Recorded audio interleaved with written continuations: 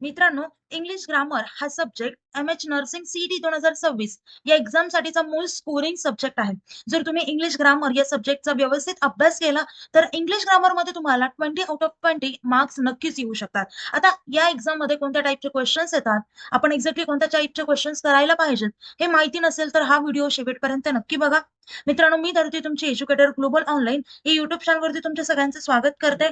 आणि आजच्या व्हिडिओमध्ये आपण प्रत्येक क्वेश्चन डिटेलमध्ये डिस्कस करणार आहोत आणि त्यासोबतच काही ट्रिक्स आहेत तर त्या देखील मी तुम्हाला सांगणार आहे. आता मित्रांनो, नर्सिंग सीईटी या एक्झामचा सिलेबस लवकरात लवकर तुम्हाला कंप्लीट करायचं असेल विथ रिव्हिजन तर तुम्ही आपला क्रॅश कोर्स जॉईन करू शकता, ज्यामध्ये तुम्हाला full syllabus live board lectures, recorded lectures, full syllabus chapter wise test series 2000+ MC question bank and full syllabus notes देखील मिळतील. यासोबतच फ्री ऑफ कॉस्ट मेंटरशिप मिळणार आहे आणि एक्झाम झाल्यानंतर तुम्हाला कॉलेजमध्ये ऍडमिशन घेईपर्यंत आमचा फुल सपोर्ट असणार आहे. आता या कोर्सची प्राइस असेल फक्त 2999 रुपये इतकी. याच कोर्सची प्राइस आधी 5000 रुपये इतकी होती, पण आता ऑफर सुरू असल्याने 2999 रुपये इतकी आहे. नर्सिंग सीईटी सोबतच आपल्याकडे पीसीएम, पीसीबी सीईटी, जेडबल नीट या एक्झामचे देखील कोर्सेस आहेत. सो ते देखील कोर्सेस तुम्ही जॉईन करू शकता. चला आता क्वेश्चन्स कडे वळूयात. फर्स्ट क्वेश्चन आहे, choose the correct synonym of happy. Synonym म्हणजे काय असतं? सिनोनिम म्हणजे समानार्थी शब्द, म्हणजेच सिमिलर मिनिंग असलेला वर्ड फाइंड आउट करायचा आहे. आता हॅपी, हॅपी याचा अर्थ काय होतो? फिलिंग प्लेजर और जॉय, म्हणजेच आनंदी. आता याचा विरुद्धार्थी शब्द म्हणजेच अँटोनिम काय होणार? तर सॅड होतं. आता सॅड इथे आहे पण आपल्याला अँटोनिम फाइंड आउट करायचं नाहीये, आपल्याला सिनोनिम फाइंड आउट करायचं. सिनोनिम काय असेल? तर जॉयफुल. जॉयफुल याचा अर्थ सुद्धा होतो की व्हेरी हॅपी, त्यामुळे ते करेक्ट ऑप्शन असेल ऑप्शन सी. सॅड हा काय आहे? तर अपोजिट वर्ड आहे. अँग्री, अँग्रीचा काही संबंध येत नाही या हॅपीशी, पण अँग्री म्हणजे काय असतं? तर राग. नंतर टायर्ड, टायर्ड म्हणजे काय असतं? तर थकलेला. त्यामुळे बाकीचे तर येत नाहीत. आता सिनोनिम आता वेगवेगळे जर तुम्ही बाकीचे वर्ड्स पाहिले, हॅपीचं आपण पाहिलं जॉयफुल, बिगचं काय होणार? तर लार्ज, स्मॉलचं काय होणार? टायनी. असे हे सगळे सिनोनिम्स असतात आणि ते तुम्हाला लर्न करावे लागतील. Next question, choose the correct spelling. सेपरेटची आपल्याला करेक्ट स्पेलिंग फाइंड आउट करायची आहे. सेपरेटची करेक्ट स्पेलिंग असते SEPARATE. It is the correct spelling of separate. आपल्याला SEPE अशी आपण नोट डाऊन करतो, पण अशी स्पेलिंग नसते. सो नेहमी लक्षात ठेवा, सेपरेटची स्पेलिंग असेल SEPARATE. सेपरेट म्हणजे वेगळं करणे. कळतंय? आता आपण बऱ्याच वर्ड्स मध्ये चुकी करतो, लाईक रिसीव्ह या शब्दाची स्पेलिंग असते RECEIVE. त्यासोबतच बिलीव्ह, बिलीव्हची एक्झॅक्ट स्पेलिंग असते BELIEVE. नेसेसरी याची स्पेलिंग मध्ये दोन यस असतात आणि एकच सी असतो, म्हणजे एक्झॅक्ट स्पेलिंग काय होणार? NECESSARY. पण अशा सोप्या सोप्याच वर्ड्स मध्ये आपण चुका करतो, कारण एक्झाम प्रेशर असतं आणि त्या टाइमला आपल्याला थोडंसं कन्फ्युजन क्रिएट होतं. सो प्रत्येक गोष्ट व्यवस्थित पहा, त्याला समजून घ्या आणि त्याच्यानंतर तो क्वेश्चनचा आन्सर टेक करा. Next question, choose the correct article. इथे आपल्याला आर्टिकल फाइंड आउट करायचं आहे. He bought dash apple. आता इथे आपल्याला ऍपल या वर्डच्या आधी आर्टिकल कोणता येईल हे फाइंड आउट करायचं आहे. आपल्याकडे आर्टिकलचे 3 टाइप्स आहेत. First is a, second is and third one is the. एक जनरल गोष्ट असेल तर त्याच्यासाठी आपण ए किंवा अँड यूज करतो आणि स्पेसिफिक गोष्टीसाठी द यूज करतो. ऍपल हा जनरल आहे, सो आपल्याला इथे ए किंवा अँड यूज करावं लागेल. आता ऍपल याचं प्रोनाऊन्सिएशन कसं आहे, याचं साऊंड कसं होतं? तर ऍपल हा कसं साऊंड होतोय? तर वॉवेल साऊंड करतोय.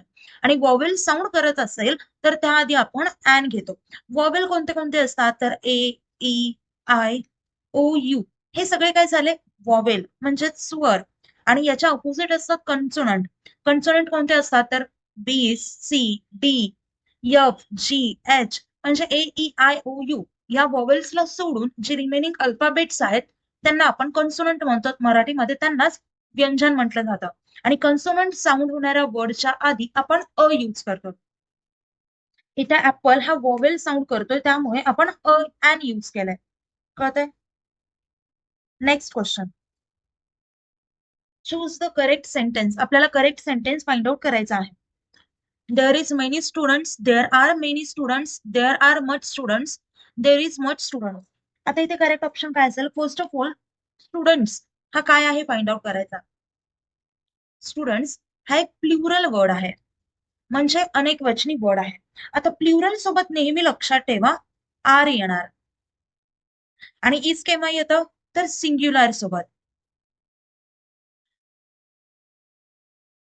आता इथे करेक्ट काय असेल? There are many students, correct option असेल बी.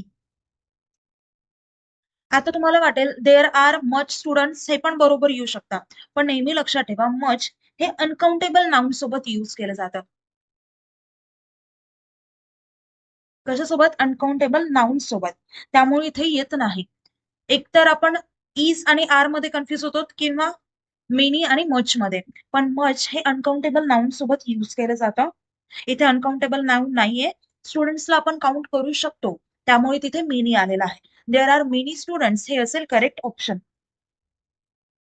कळतंय? म्हणजे many books, many students, many. आता जर मच यूज करायचं असेल, मच काय? मच वॉटर, कारण वॉटर हा अनकाउंटेबल नाउन आहे. मच शुगर अनकाउंटेबल, आपण किलोमध्ये मोजू शकतो साखर, पण एक एक दाणा आपण मोजत नाहीत. मग त्यामुळे तेव्हा तिथे काय आहे, मग तो नाउन काय झाला? अनकाउंटेबल नाउन, आणि त्याच्या आधी आपण मच यूज करतो. कळतंय? Next question. Choose the correct antonym of rich. Options are wealthy, poor, strong, powerful. तर इथे करेक्ट ऑप्शन असेल option B, which is poor.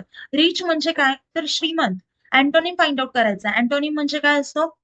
तर अपोजिट मिनिंग असलेला वर्ड. रिचचा अँटोनिम काय येईल? गरीब. मग इंग्लिशमध्ये त्याला काय म्हणायचं? पुअर. त्यामुळे करेक्ट ऑप्शन असेल ऑप्शन बी. कळतंय? Next. Choose the correct verb form. She dash singing now. Options आहेत इज, आर, एम, बी. तर इथे करेक्ट ऑप्शन येईल काय येईल? तर ऑप्शन ए येईल, शी इज सिंगिंग नाव. आता सिंगिंग नाव म्हणजे आता ती गोष्ट घडतीये, तर टेन्स कोणता शो होतोय? Present continuous tense. याचं स्ट्रक्चर कसं असतं प्रेझेंट कंटिन्युअस टेन्सचा? तर subject plus is, am, are plus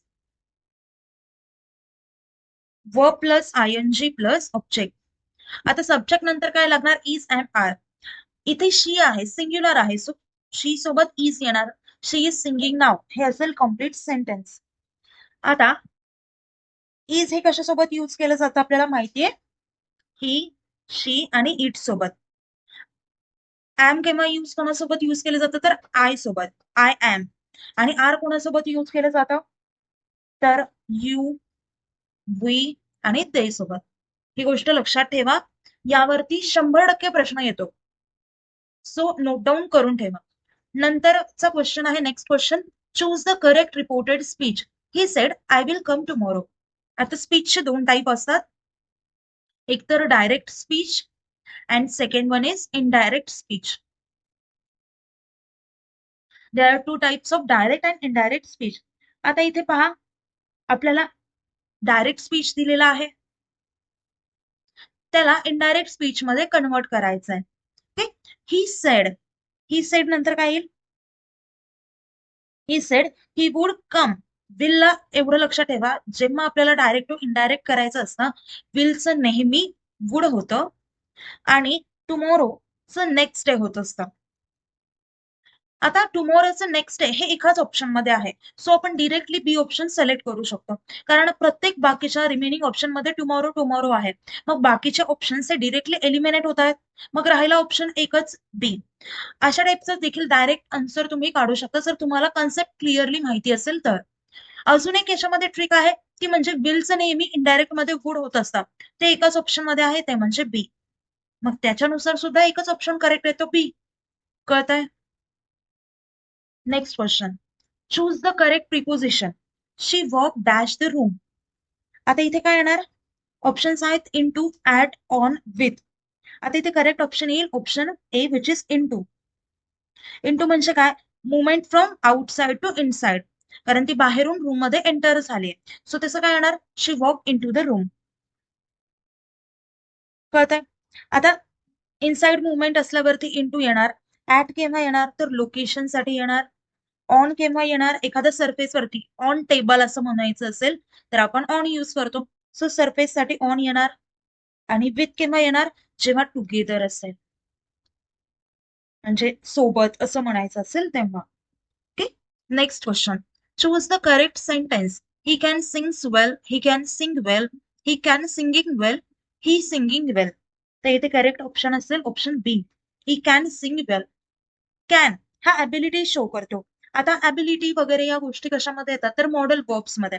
model verb हा सुद्धा मोस्ट इम्पॉर्टंट टॉपिक आहे इंग्लिश ग्रामर मधला, तो तुम्ही करायला हवा.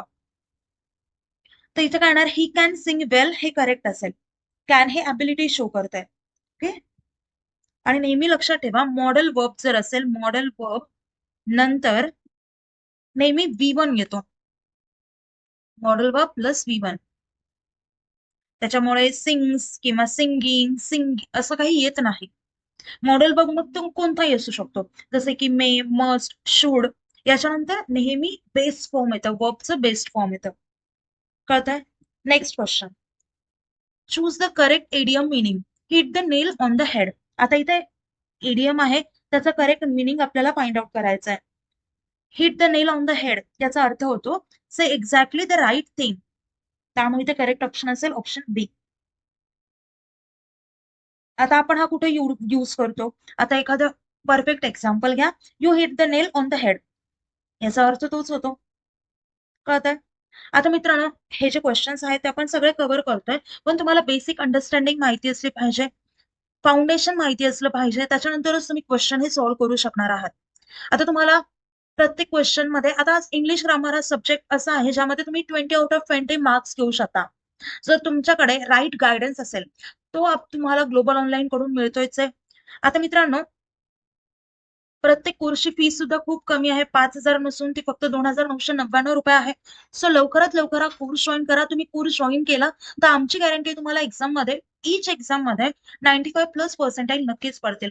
तर लवकरात लवकर कोर्स जॉईन करा.